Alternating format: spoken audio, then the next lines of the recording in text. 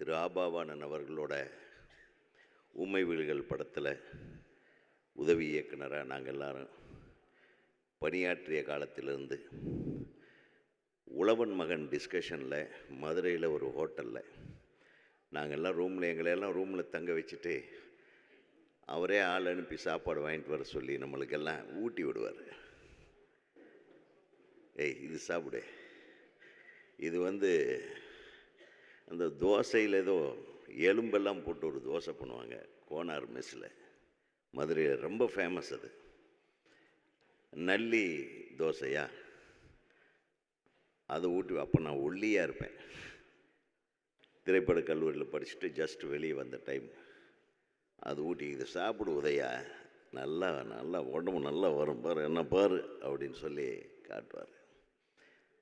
அப்புறம் ராத்திரியெல்லாம் டிஸ்கஷன் பண்ணிவிட்டு நான் படுத்து தூங்கிடுவேன். கொஞ்சம் நேரம் கழித்து பார்த்தேன் என் பக்கத்தில் இவரும் தூங்கிட்டு இருப்பார். ஒரு உதவி இயக்குனர்னு பார்க்காம ஒரு சாதாரண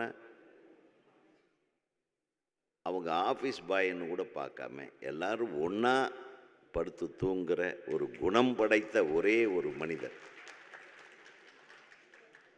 நான் முதல் படம் அவரை வச்சு பண்ணலை, பட் நம்ம ஃபிலிம் இன்ஸ்டியூட் யூனிட் கூடவே நம்ம அவர் கூட பழகினார். முதல் படம் எனக்கு பிரபு சார் கூட பண்ணேன். அந்த படம் முடிகிறதுக்கு முன்னாடி நம்மளுக்கு கல்யாணம் ஃபிக்ஸ் ஆகிடுச்சு. நான் ரிலீஸ் ஆன கடைசியில் தான் கல்யாணம்னு சொன்னதுனால கொஞ்சம் டிலே ஆச்சு கல்யாணம். அப்புறம் வேறு வழியே இல்லை, நம்மளது சென்சாரில் மாட்டிக்கிட்டு கல்யாண தேதி முதல்ல வந்துடுச்சு. கையில் காசே கிடையாது, வெறும் 2500 பாக்கெட்டில் போட்டு தாலி கட்டுறதுக்கு ஊருக்கு போயிட்டுருக்கேன். விஜயகாந்த் சார் எங்கடா உதய் கல்யாணம், இன்விடேஷன் கூட கொடுக்கல, அவன் ஃப்ரெண்டு கொண்டாந்து கொடுக்குறான் அப்படின்னு. எனக்கு இன்விடேஷன் கொடுக்கறதுக்கு கூட டென்ஷன். சென்சார் சர்டிஃபிகேட் 17ஆம் தேதி வாங்குகிறேன், 20ஆம் தேதி எங்கள் வீட்டில் சாமி கும்பிடணும், 21ஆம் தேதி கல்யாணம் பண்ணைப்புறத்தில். நம்ப மாட்டீங்க, நான் விஜயகாந்த் சாரை பார்த்து இன்வைட்டே பண்ணல. நம்ம உதய்க்கு கையில் காசு இல்லாமல் போகிறானே, முதல் படம் ரிலீஸுக்கு முன்னாடி இப்ராஹிம் ஒரு 4 காரு டிரைவரோடு சேர்த்து அனுப்பி விட்றா அப்படின்னு பண்ணைப்புறத்தில் என்னுடைய உறவினர்களை எல்லாத்தையும் அழைத்து வந்தது அவர் கார் தான். கிட்டத்தட்ட ஒரு 4-5 நாள் என் கல்யாணம் முடித்து நான் சொல்கிற வரையில் அந்த கார்கள் அங்கேருந்து கிளம்பக்கூடாதுன்னு அவர் உத்தரவு போட்டிருந்தார். 21ஆம் தேதி கல்யாணம் முடித்து 24ஆம் தேதி ரிசப்ஷன், 26ஆம் தேதி ரிலீஸ். அதுக்கப்புறம் தான் என்னுடைய தலையெழுத்தே தெரிய போகுது. இதோ தயாரிப்பாளர் உட்கார்ந்துட்டுருக்காரு சிவஸ்ரீ சீனு. 24ஆம் தேதி ரிசப்ஷனில் பார்த்தா முதல் சீட்டில் முதல் வரிசையில் அவர் உட்காந்துட்டார்.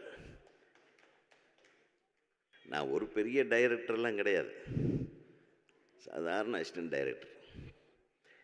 ஒரு அசிஸ்டன்ட் டைரக்டர் நல்லா இருக்கணும்னு நினச்ச ஒரு முதல் கலைஞன் திரைப்பட உலகத்திலேயே விஜய் சார் இருந்தேன். நான் விஜய் சார் தான் கூப்பிடுவேன். ரொம்ப என்னை செல்லம் கொண்டாடுவார். அதுக்கு தகுந்த மாதிரி நான் ஒரு படம் பண்ணாலும் இமயத்தில் தூக்கி வச்சு கொண்டாடுற மாதிரி ஒரு படம் பண்ணணுன்றதுக்காகத்தான் நான் கிராண்டியர் படமெல்லாம் பண்ண மாட்டேன். எமோஷனல் கிராண்டியர் அப்படின்னு வேறு ஒன்று இருக்கா அப்படின்னு என்கிட்ட கேட்பார். அது ஒன்றும் இல்லை, கடைசி வரையில் என்கிட்ட கதையே கேட்கல. ராவுதர் சார் மட்டும்தான் கதை கேட்டார். இந்த மாதிரி தோளில் தூண்டு போட்டு போனால் நான் அந்த டைலாக் ஒன்று வருமே, அந்த டைலாக் அவ்வளோதான் கதை அப்படின்ட்டேன். ஏய் உதய் விட்டுறேன், கிழக்கு வாசல் சூப்பராக பண்ணியிருக்காப்புல, ஏதோ பண்ணிடுவான்டா உதய், விட்டுரு, நீ கதையெல்லாம் கேட்காதேன்னு. அவ்வளோதான் சார். ஒரு சின்ன விஷயத்தை மட்டும் சொல்கிறேன். இரவெல்லாம் கோயம்புத்தூரில் பரதனுங்கிற ஒரு படம், ஃபுல்லாக ஆக்ஷன் ஓரியன்ட் படம். அவினாசி ரோடுன்னு உங்களுக்கு தெரியும், பெரிய மவுண்ட் ரோடு மாதிரி. இந்த பக்கம் பில்டிங்க்கு அந்த பக்கம் பில்டிங்க்கு நடுவில் ரோப்பு, அதில் பறந்து ஷூட் பண்ணிவிட்டு ஆக்ஷன் சீன் நடிச்சிட்ருப்பார் வெடிய. நாங்கள் பொள்ளாச்சியில் சின்ன கவுண்டரில் ஒரு சாதாரண லாட்ஜில், மணிஷ் லாட்ஜில் ரூம். காலையில் 5:30 மணிக்கு அந்த ரூம் கதவு திறந்து என் மேலே தண்ணி ஊற்றிட்டுருப்பார். எந்திரி கிளம்பலாம் ஷூட்டிங்குன்னு. மனுஷன் தூங்கவே மாட்டாருங்க. ராத்திரியெல்லாம் அந்த படப்பிடிப்பு முடிச்சுட்டு இவ்வளவு இன்ட்ரெஸ்ட்டாக எங்களையும் அசிஸ்டண்ட்டுகளெல்லாம் எழுப்பி கூப்பிட்டு போயிடுவார். பார்த்தா எனக்கு அப்படியே கண்ணு செக்க செவேன்னு இருக்கும் அவர் கண்ணு. ஐயையோ! எங்கள் சின்ன கவுண்டரு கண்ணு வெள்ளை வெளியேறுன்னு இருக்கணுமே, சாந்தா சொரூபியாக இருக்கணுமே. நான் என்ன பண்ணுவேன், இந்த தலையை முடி இப்படி கட்டிட்டு படுக்க வச்சுருவேன். நீங்கள் நல்லா தூங்குங்க, நான் சொல்கிறப்ப எந்திரிச்சா போதுன்னு. அவர் ஒரு குழந்த மாதிரி அப்படியே தென்னை ஓலையை அப்படியே விரித்து படுத்து, தென்னை ஓலையிலேயே தலைமையில் ஒரு ஓலையை போட்டு அப்படியே படுத்து தூங்கிடுவார்.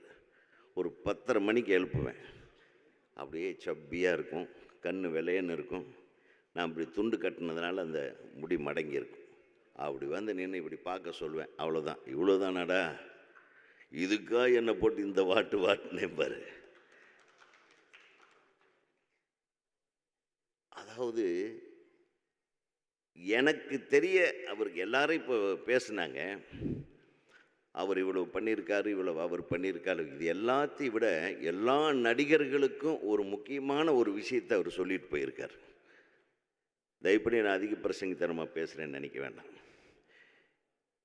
ஒரு டிரைவர் கூட, யோ வண்டி ஏன் இப்படி ஓட்டுறேன்னு சொன்னா, யோ நான் எவ்வளோ வருஷம் டிரைவர் தெரியுமா அப்படின்னா அந்த டிரைவருக்கு உண்டான ஈகோவை காட்டுவான். ஒரு அசிஸ்டண்ட்டு கூட ஈகோவை காட்டுவான். ஒரு சாதாரண வேலைக்காரர் எந்த வேலையாக இருந்தாலும் சரி அவனுக்கு உண்டான ஈகோவை காட்டுவான். ஆனால் ஒரு மனுஷன் எந்த விதமான ஈகோவும் தான் ஹீரோன்ற ஈகோவே இல்லாமல் வாழ்ந்த ஒரே ஆள் விஜயகாந்த் சார் தான். கொஞ்சம் கூட ஈகோ இல்லைங்க. அதனால தான் அந்த ஈகோ இல்லாத அந்த மனிதனுக்கு இவ்வளவு பெரிய கூட்டம். அது தானாக அமைஞ்சது. அந்த வரிகள் என்னுடைய கதாபாத்திரத்துக்கும், நான் அவரை பற்றி யாருமே தப்பாகவே சொல்ல முடியாது. முத்துராமன் சார் சொன்னார், ஒரு மனிதனை பற்றி எப்போ தப்பாகவே சொல்ல முடியாது, அந்த மாதிரி ஒரு கேரக்டர் யாருன்னா அது விஜயகாந்த் சார் தான். கலங்கும்போது சேரு, அது தெளியும் போது நீருன்னு எழுதினேன். இளையராஜாவை கூப்பிட்டு, என்னையா இது வரி, இது திருக்குறள் மாதிரி இருக்குன்னார். உண்மையாகவே விஜயகாந்த் அப்படித்தான். அவர் பார்க்குறதுக்கு கரடு முரடாக இருப்பார், ஆனால் அவர் முகத்தை பாருங்கள். ஒரு கருப்பாக இருந்தாலும் இப்படி கலையான ஒரு முகம் எந்த நடிகனுக்குமே கிடையாது. உண்மையில் சொல்ல, அது சிரிச்சா போதும். சின்ன கவுண்டரில் அவர் சிரிக்கிறதுக்குன்னே ஒரு சீன் வச்சேன். ஏன் சிரிக்கிறேன்னு தெரியாமையே சிரிங்க கேப்டன் விஜய் சார்னு. அப்போ கேப்டன் ஆகலை அவர் ஏன் சிரிக்கிறேன்னு தெரியாமையே சிரித்தார். அந்த படம், அந்த சீன் மிகப்பெரிய ஹிட். அந்த சீனு ஸோ மற்றவங்களெல்லாம் சாப்பிட வைக்கிறது மட்டும் இல்லை, ஈகோன்ற ஒன்று தன் உள்ளே இறங்காமல் பார்த்துக்கிட்ட ஒரே நடிகன். அந்த ஈகோவை தூக்கி போட்டுட்டு நீங்கள் எல்லாம் ஒன்று சேருங்க. நான் குறிப்பாக சொல்கிறது, ஏன்னா இன்றைக்கி நடிகர் சங்கமும் தயாரிப்பாளர் சங்கமும் ஸ்ட்ராங்காக இருந்தால் தான் சினிமா ஸ்ட்ராங்காக இருக்கும். நீங்கள் எல்லாம் ஒன்று சேரணும்னு இன்றைக்கி கூட இந்த மனுஷன் யோசனை பண்ணதுனால தான் நீங்கள் எல்லாம் இன்றைக்கி ஒன்று சேர்ந்துருக்கீங்க. இன்றைக்கி கூட உங்களுடைய ஒற்றுமை இவரை சார்ந்து தான் இருக்கிறது என்பதற்கு நான் தலைவணங்குகிறேன். நான் மிகவும் மிகவும் சந்தோஷப்படுகிறேன். ஏன்னா ஒரு ஆன்மா உங்களை மீண்டும் ஒன்று சேர்க்க துடிக்கிறது என்பதை மட்டும் உணர்ந்து கொள்ளுங்கள். நாங்கள் எல்லாம் உங்கள் கூட இருப்போம். நம்ம சினிமாவை பார்ப்போம். ஆனால் எத்தனை சினிமாக்காரர்கள் இருந்தாலும் மனித நேயத்தோடு நீங்கள் இருங்கள், என்னை போல இருங்கள் என்று அண்ணன் விஜயகாந்த் அவர்கள் சொன்னதை மட்டும் நாம் நிறைவேற்றுவோம். அந்த மனித நேயத்திற்கு எனது வணக்கம்.